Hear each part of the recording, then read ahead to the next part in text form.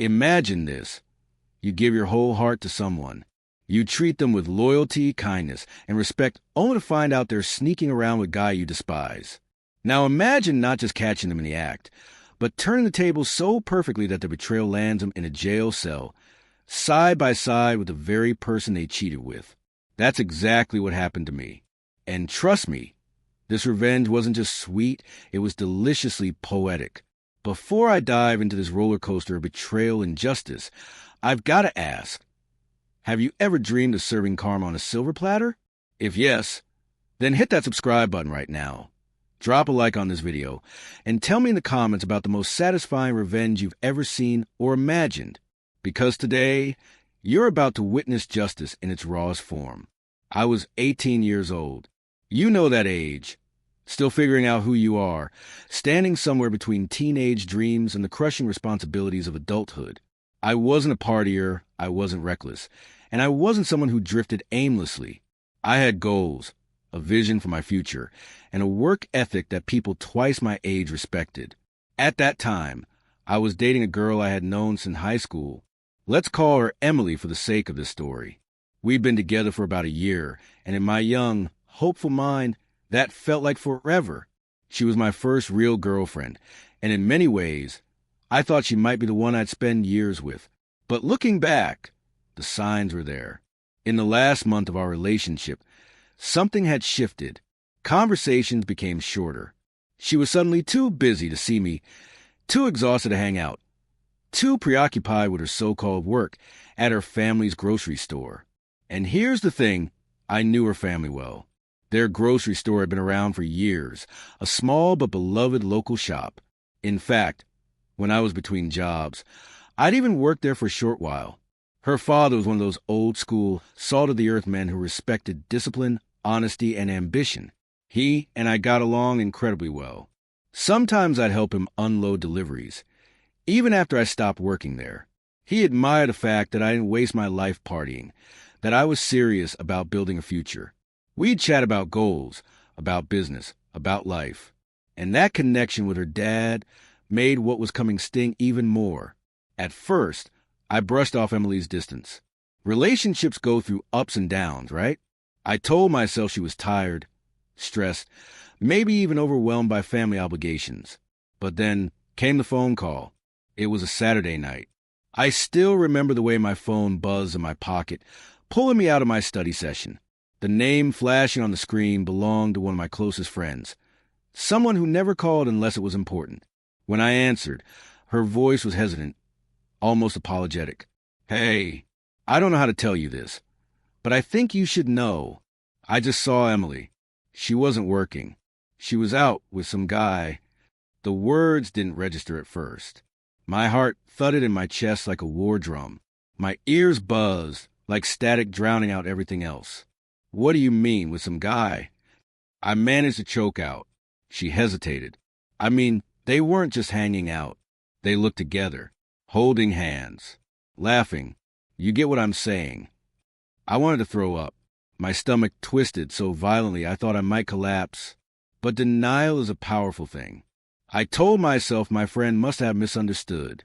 Maybe Emily was just out with an old classmate. Maybe it was innocent. Because the alternative was unbearable.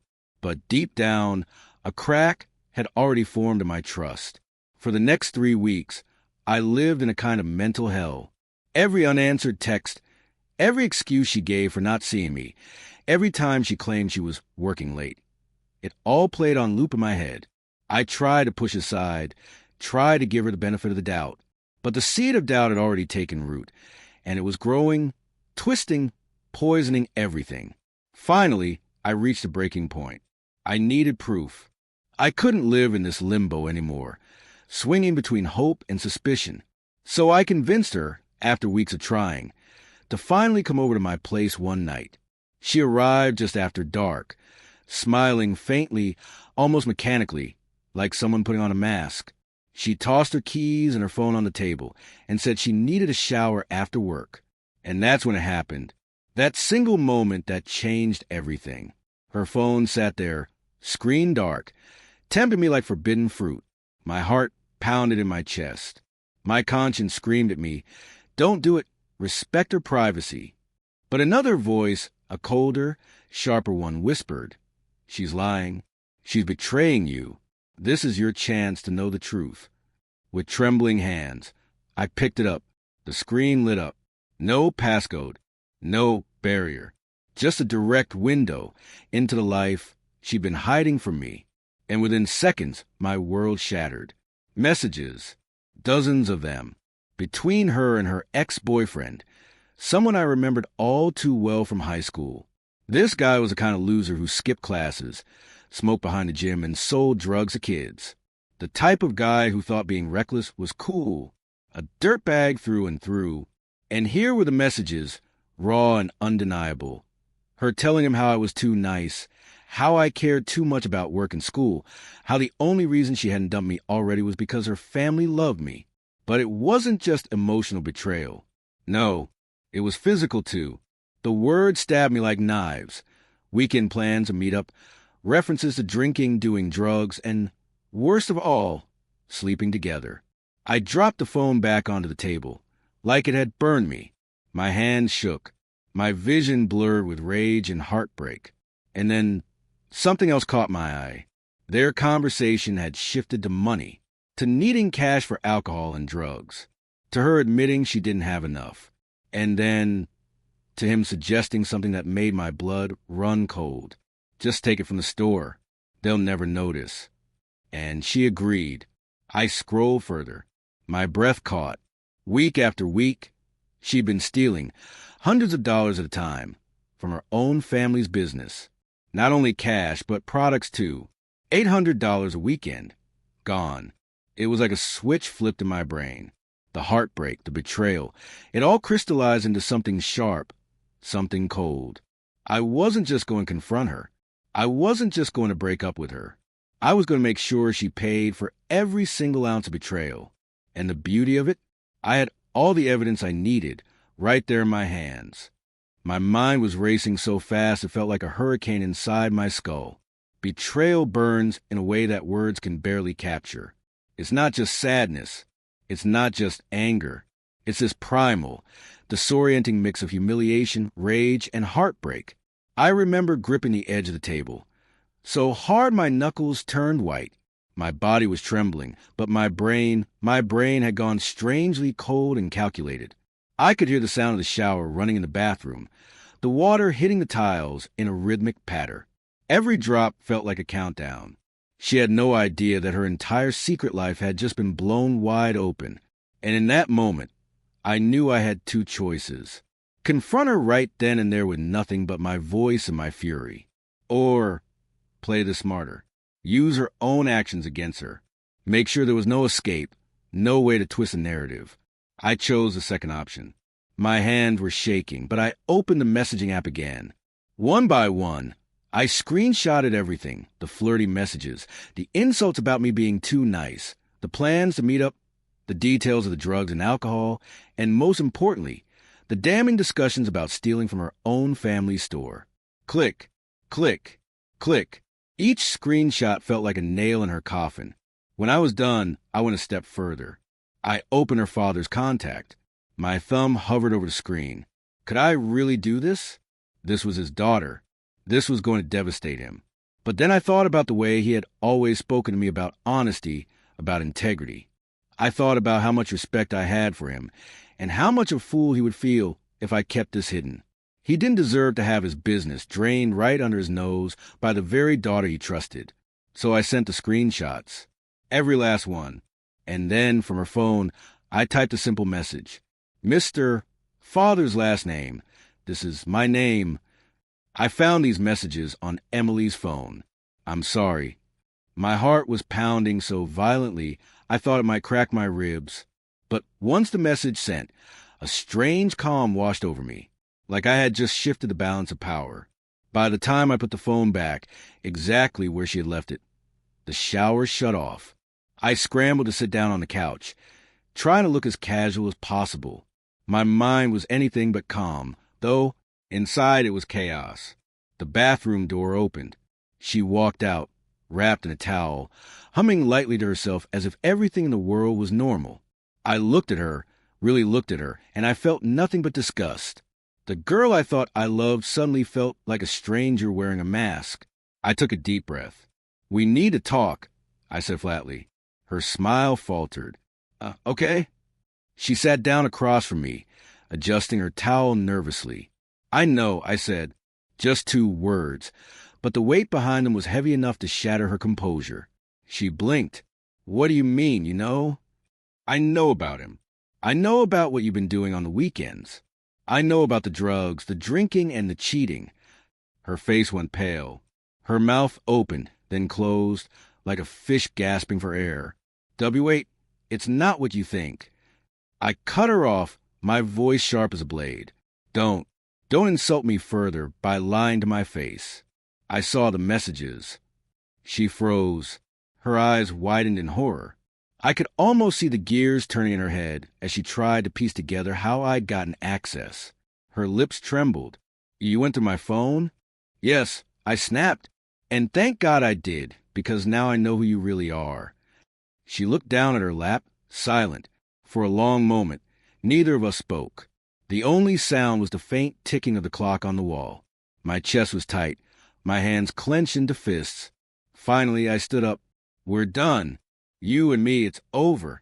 Her head shot up, eyes wide with panic. "Wait. Please, I can explain." "There's nothing to explain," I said coldly. "You betrayed me. You disrespected me. And I won't be your backup option while you run around with some loser. Leave." She blinked rapidly, her face contorting between anger and desperation. "You don't understand." "No, you don't understand," I interrupted, stepping closer. "You think you can play me for a fool. You think you can drain your family's business, humiliate me, and get away with it? Not anymore. Get out of my house." Her jaw dropped. "What do you mean, drain my family's business?" I gave her a cold smile. "Oh, don't worry. You'll find out soon enough." She looked utterly confused, almost terrified, but I didn't care. I opened the door and gestured for her to leave. Slowly, clutching her bag and her phone, she stepped out. Her eyes searched mine, maybe for a hint of forgiveness, but all she saw was steel. When the door shut behind her, I leaned against it and exhaled deeply. My whole body was trembling, not from fear, but from adrenaline. I had ended it. But the real storm was only just beginning. Not 10 minutes later, my phone buzzed. It was her father. I hesitated before answering, but finally swiped the screen. "Hello." His voice came through, low, heavy, almost broken. "Son, I don't even know what to say. I've just read everything you sent me. I can't believe my own daughter would do this." The pain in his voice cut me deeper than I expected. He wasn't angry, not at first. He was devastated. And in that moment, I realized that my revenge wasn't just about me anymore. It was about him, too. "I'm sorry," I said softly. "I didn't know what else to do. I thought you deserved to know." There was a pause. Then his tone hardened. "You did the right thing. I've already called the police. They'll be waiting for her when she gets home. And that boy she's been seeing, they'll pick him up too." My breath caught. "The police?" "Yes. This isn't just betrayal, it's theft. She's stolen thousands from me by now. I won't let her ruin everything I've worked for." His voice wavered, but there was steel beneath it. A mixture of shock and relief flooded me. I had expected things to escalate this quickly, but maybe this was exactly what needed to happen. We talked for a few more minutes, him apologizing for her behavior, me trying to reassure him that none of this was his fault. By the time we hung up, I felt strangely lighter, like I'd been carrying a weight on my shoulder for weeks, and now it was finally gone. Meanwhile, Emily was driving home, completely unaware that her night was about to take a turn she could never have imagined. Emily had no idea what was waiting for her at home. I'd picture it clearly in my mind. She'd probably be rehearsing excuses in the car, trying to figure out how to spin the confrontation we just had. Maybe she thought she could sweet-talk her way back into my good graces. Maybe she believed I was too nice to truly walk away. But little did she know, I had already burned the bridge, and her father was about to burn the rest. Later that night, I got the full story from him, but let me paint the picture as he described it. Emily pulled into the driveway, headlights cutting through the night, her music thumping faintly as she parked. She probably didn't notice the extra car tucked discreetly down the street, the unmarked vehicle belonging to two officers who had been called hours earlier. She walked up to the front door, tired, annoyed, maybe even rehearsing a fake smile. She pushed the door open, expecting the familiar smell of dinner lingering in the air, the hum of the fridge, the comforting normalcy of home. Instead, what she walked into was silence. Heavy, suffocating silence. Her father was sitting at the kitchen table, the glow of a single overhead light casting sharp shadows across his face. He wasn't eating. He wasn't reading. He was just sitting there, still as stone, her phone in his hand, the phone I had used to send him everything. Emily froze. Dad. He didn't answer right away. He just stared at her. She shifted uncomfortably, trying to play it cool. What's going on? Finally, his voice came, low and tight, like a rope pulled taut. Do you have any idea what you've done? She blinked rapidly, her voice faltering. I don't know what you mean. Don't, he snapped, slamming the phone down on the table so hard the sound echoed through the house. Don't you dare lie to me. I know everything. Her face drained of color. She opened her mouth, but nothing came out. Do you think I'm stupid? He continued, his voice rising. Do you think I wouldn't notice thousands of dollars disappearing? Do you think I wouldn't see the missing stock from my own shelves? And then to find out you've been sneaking around with him of all people? That's scum. Tears welled in her eyes. Dad, please, it's not. But before she could finish, the front door creaked open again. Two officers stepped inside, their presence immediately commanding. The sound of their radios crackled softly, and the metallic jingle of handcuffs clinked at their belts. Emily spun around, panic flooding her face. W, what is this? Her father's expression was a storm of rage and heartbreak. This is what happens when you betray everyone who loves you. The officer stepped forward, calm but firm. Emily, last name? We need you to come with us. You're being placed under arrest for theft. No. This has to be some kind of mistake, she shrieked, backing away until her shoulders hit the wall. Dad, tell them. Please, tell them it's not true. Her father's eyes burned with hurt. I can't save you from this. You did this to yourself. One of the officers took her gently but firmly by the arm, pulling her hands behind her back. The unmistakable click-click of the handcuffs echoed through the room. She started to sob, her voice breaking. And here's the part that made the revenge so utterly poetic. At the exact same time, across town, her dirtbag ex-boyfriend was being arrested too. Turns out, he already had outstanding warrants. So when the police picked him up as her accomplice, it wasn't just about the theft. It was about his whole criminal record catching up to him. The universe has a way of balancing the scales sometimes. Meanwhile, Emily was escorted out of her family's home in handcuffs, tears streaking down her face, her father standing in the doorway, watching in disbelief. She wasn't the golden girl anymore. She wasn't the hard-working daughter helping with the family business. She was a thief, a liar, and a cheat. That night, she spent her first night in jail. And not alone, either. She was in the same holding area as the very guy she had betrayed me with. Imagine that. The two of them, side by side, stripped of their illusions, their fun weekends, their secrecy. Nothing but cold walls and a hard bench between them. When her father told me about it later, I couldn't help but feel an almost surreal sense of closure. Not joy, because truthfully, seeing someone you once loved fall so hard isn't joyful. It's sobering, but there was satisfaction. Deep, undeniable satisfaction. The girl who thought I was too nice? The guy who thought he was untouchable? They both got exactly what they deserved. And me? For the first time in weeks, I slept soundly. But the story didn't end with just that night. The legal process began, and it painted an even clearer picture of how far she'd fallen. Emily was ordered by a judge to pay back the stolen money. Not just a slap on the wrist, not just a grounding from her parents, a court-ordered repayment. On top of that, she was sentenced to community service. Imagine her. picking up trash on the side of the road in a bright orange vest. The same girl who used to roll her eyes at me for being too responsible. The humiliation was public. Everyone in our town knew. Our old classmates whispered about it. Customers at the store gossiped, and the perfect image she once tried to uphold came crashing down. As for her ex, well, his story was even darker. With his outstanding warrants, he didn't just get community service. He was taken in, and after that, I never heard much about him again. Whether he ended up in prison or just disappeared into whatever hole he crawled out of, I honestly didn't care. He was gone, out of my life. And Emily, she tried to reach out once. Just once. A pitiful message months later, something along the lines of, "I'm sorry for everything. Can we talk?" I never replied, because what was there to say? Some betrayals are too deep to forgive, and that's the thing about revenge. People often think it's about rage, about getting even, about hurting someone because they hurt you. But for me, it wasn't about cruelty. It was about justice. She made me question my worth. She made me feel small, humiliated, disposable. But in the end, I didn't have to scream or fight or sink to her level. I just held up a mirror to her own actions and let the consequences swallow her whole.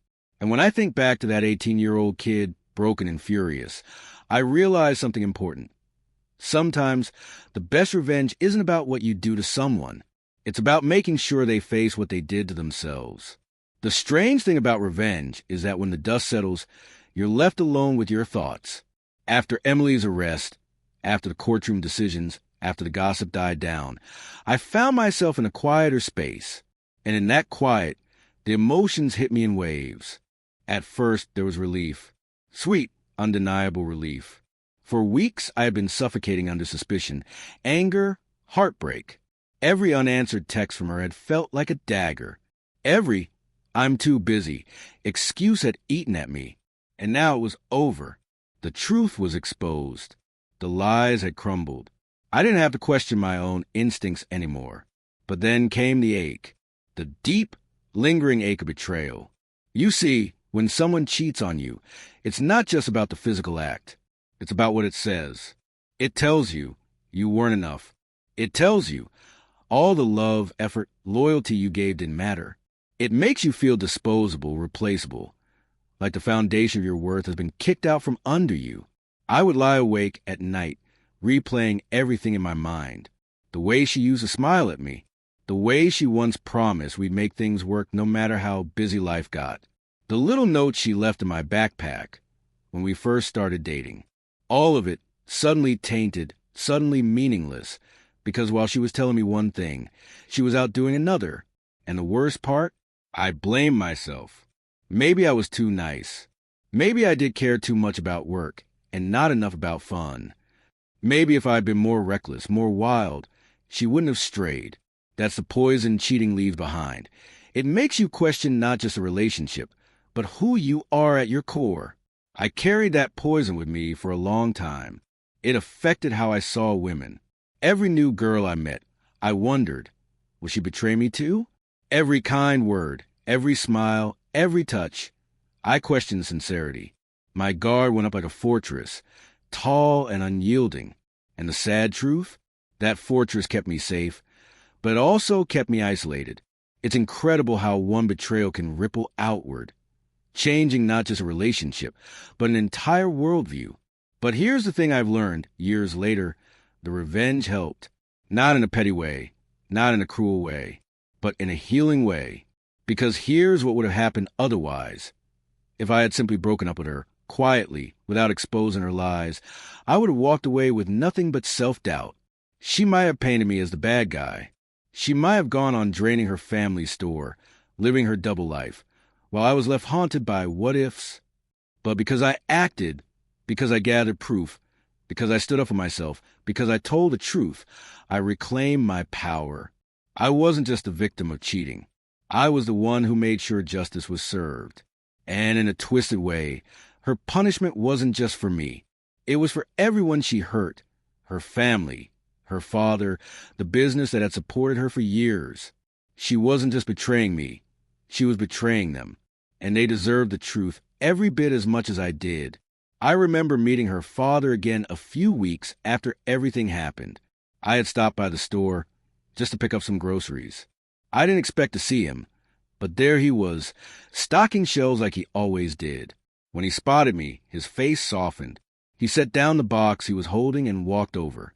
"Son," he said, his voice quiet, "I owe you more than you know. If you hadn't told me, I don't even want to think about where this would have gone." I nodded, unsure what to say.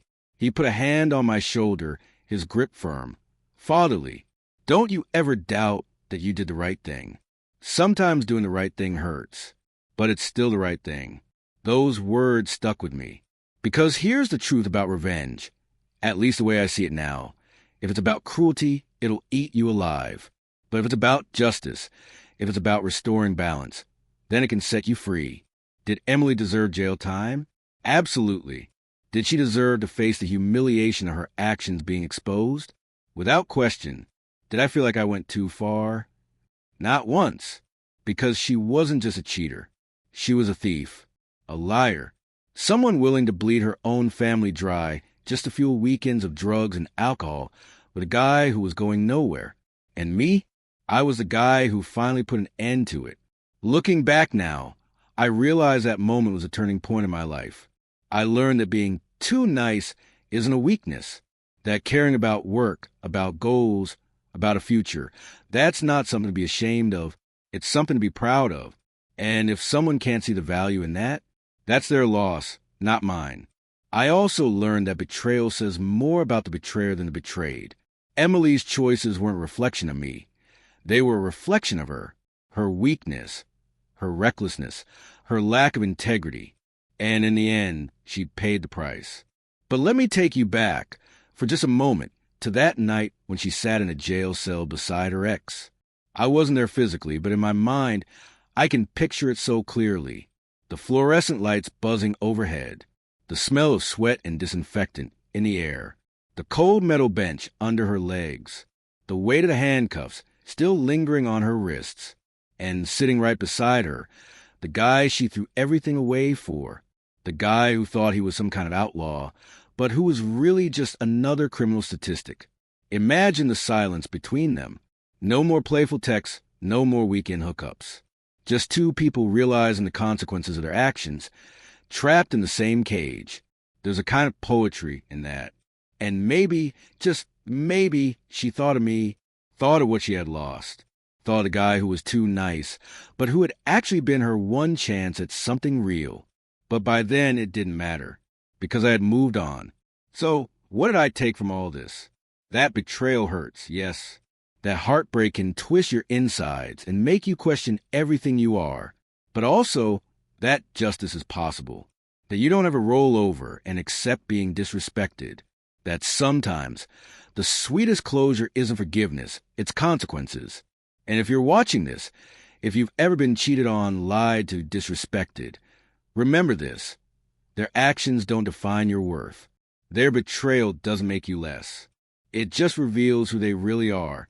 And one day, whether through karma, through life, or through a carefully crafted bit of revenge, they'll get what's coming to them. Time has a way of softening memories, but some moments never fade. Even years later, I can still feel the weight of that night.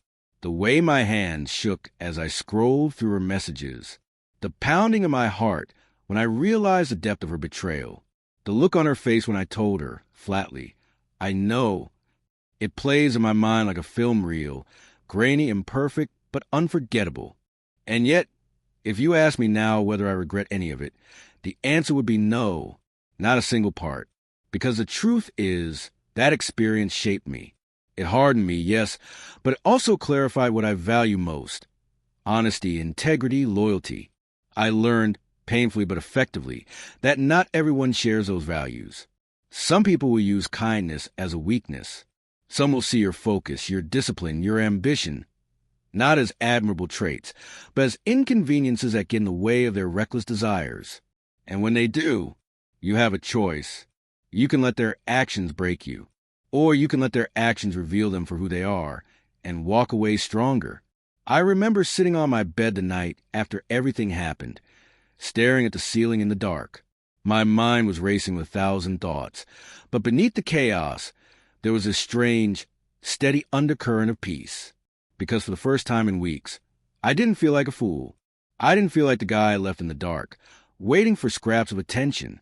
I had taken control. I had faced the truth, ugly as it was, and I had acted, and that more than revenge itself was the most empowering part. Of course, people love to ask, did she ever change? Did she ever learn her lesson? Honestly, I don't know, and I don't care. I know she had to pay back the money. I know she spent months doing community service.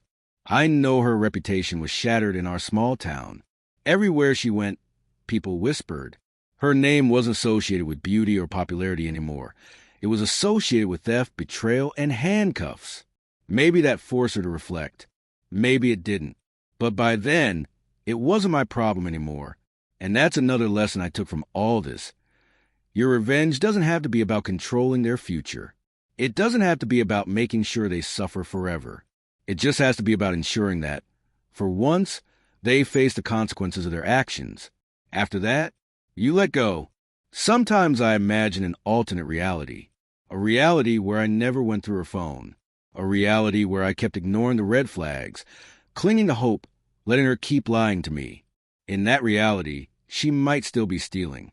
Her father might still be losing money, blind to the truth. And me? I'd probably still be living in denial, convincing myself that love means ignoring your gut instincts. But that's not what happened, because I chose to face reality head on. And if you're listening to this story right now, maybe you need that reminder too. Your gut isn't lying to you. If you feel that something is wrong, if you sense the shift in someone's behavior, if your heart is screaming at you that things don't add up, listen. Don't gaslight yourself. Don't convince yourself that love means accepting betrayal, because love without respect isn't love at all. Now, let's talk about the poetic side of this. I want you to really picture it. Her sitting in that cold jail cell, orange jumpsuit, hair messy from crying, mascara smudged down her face. Her ex sitting across from her, slouched, probably trying to act cool, even though the walls were closing in.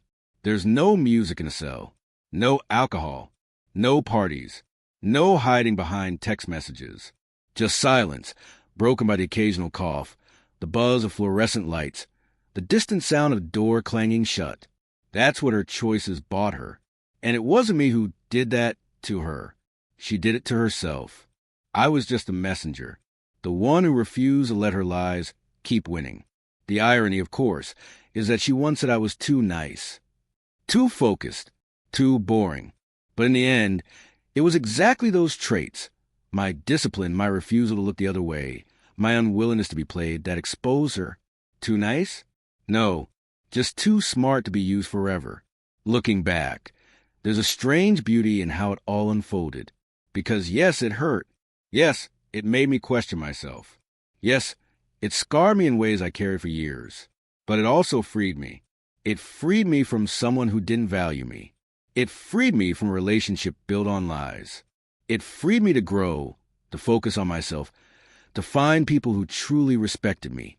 And maybe most importantly, it gave me a story that reminds me, every time I doubt myself, that I am stronger than betrayal, that no matter how badly someone tries to play me, I have the power to stand up, to fight back, and to reclaim my dignity. And now, by sharing this story with you, maybe it can remind you too. So here's my closing thought. Revenge isn't always about fire and fury. Sometimes, the sweetest revenge is simply revealing the truth, holding up a mirror, letting the world see someone for who they really are. Because liars, cheaters, thieves, they can only hide for so long. Eventually, the truth comes knocking. And when it does, it's louder than any denial, stronger than any excuse, and more devastating than any lie. Emily learned that the hard way, and I walked away with my head held high. Betrayal cuts deep, but consequences cut deeper. And sometimes the best thing you can do is step aside and let karma do its job, with just a little nudge in the right direction. If you've ever witnessed karma strike in the most perfect way, tell me about it in the comments. I love reading your stories. And if you enjoyed this one, don't forget to hit like, subscribe, and share this video with someone who could use a reminder that justice always finds its way. Because in the end, the truth doesn't just set you free, it also locks the guilty away.